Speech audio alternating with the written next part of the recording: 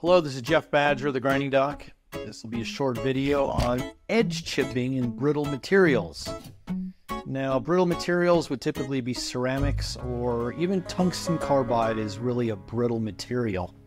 Brittleness is all relative, but when you grind carbide, there's not a lot of strain to failure or ductility. There's not brittle fracture either. It is a chip formation process, but carbide is a ductile material, and when you have a ductile material, when the workpiece, when the diamonds in the wheel leave the workpiece, so let's say we're doing flute grinding, we're doing down grinding as is typically done. When that little diamond exits the workpiece, it will take a little chunk with it.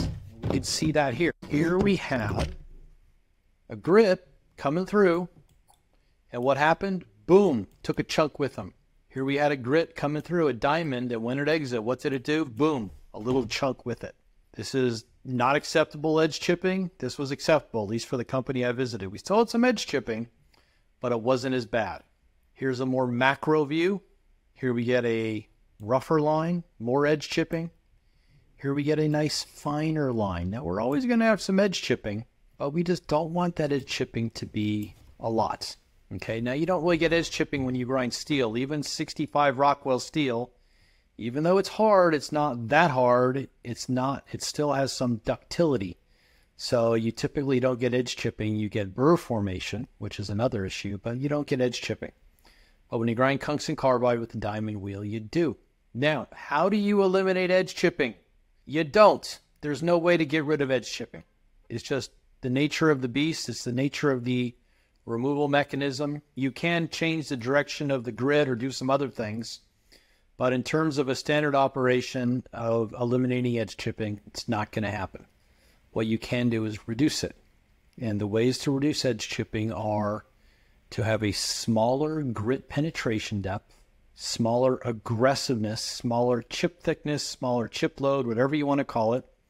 And we talk about that in the course with the milling cutter analogy. And the typical ways to get a smaller chip thickness are a faster wheel speed, a smaller depth of cut, or a slower feed rate. All those bring their own issues with them, but that is a way to get a smaller grit penetration depth, which will reduce the edge chipping somewhat. Maybe not as much as you would like, because you have to go to an extreme to see a significant difference, but those will all reduce the edge chipping. Or go for a finer grit. Just go for if you're using a 220 mesh, use a 280 mesh. Using a 280 mesh, use a 400 mesh. If you're using a D57, use a D46. A smaller grit is probably the best way to reduce edge chipping.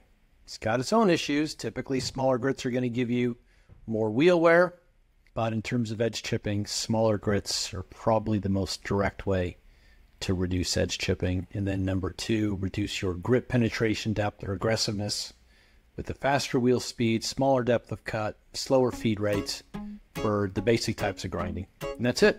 So edge chipping, how to cope with it. You're not going to eliminate it, but those are some tips on how you could reduce the amount of edge chipping. Jeff Badger, the Grinding Doc, talking about the basics of grinding.